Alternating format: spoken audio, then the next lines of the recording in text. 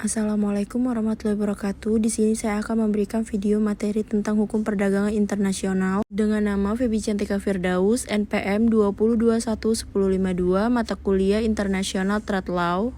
Apa yang dimaksud dengan perdagangan internasional? Perdagangan internasional adalah aktivitas ekonomi yang melibatkan pihak di negara lain, mulai dari antara negara sampai perusahaan multinasional, serta terdiri dari kegiatan ekspor dan impor. Apa saja contoh kegiatan perdagangan internasional? Ada beberapa contoh perdagangan internasional, di antaranya kegiatan impor. Aktivitas ini meliputi pembelian barang maupun jasa dari luar negeri.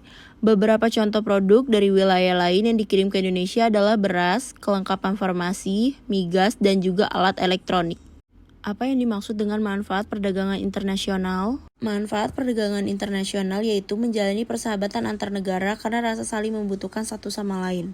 Memperoleh barang yang tidak diproduksi di negeri sendiri, faktor yang mempengaruhi seperti geografi, iklim, tingkat penguasaan iptek, dan lainnya. Apa saja ciri-ciri dari perdagangan internasional? Ciri-ciri perdagangan internasional yaitu, yang pertama menggunakan mata uang asing yang disepakati, yang kedua memiliki lingkup yang lebih luas dan tidak mengenal batas negara, yang ketiga perselisihan perdagangan akan diselesaikan dengan hukum internasional. Apa saja faktor pendorong perdagangan internasional? Yang pertama, sumber daya alam. Yang kedua, permintaan konsumen. Yang ketiga, infrastruktur dan transportasi. Yang keempat, kualitas sumber daya manusia. Yang kelima, pendapatan negara. Yang keenam, kondisi ekonomi global. 7. Perjanjian perdagangan bebas. Yang kedelapan, perbedaan iklim. Faktor penghambat perdagangan internasional yaitu yang pertama, nilai tukar yang berbeda dapat mempersulit transaksi dan pembayaran. Yang kedua, adanya beberapa negara yang menerapkan kebijakan pembatasan impor. Yang ketiga, konflik antar negara seperti kekacauan politik dan peperangan. Yang keempat, waktu yang lama untuk melakukan kegiatan ekspor dan impor. Yang kelima, kualitas sumber daya yang rendah sehingga mempengaruhi hasil produksi.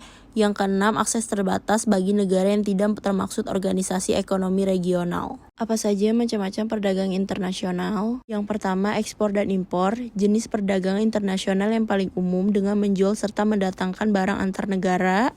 Yang kedua, konsiasi, mengirim barang ke luar negeri melalui pasar bebas, bursa, dan lelang.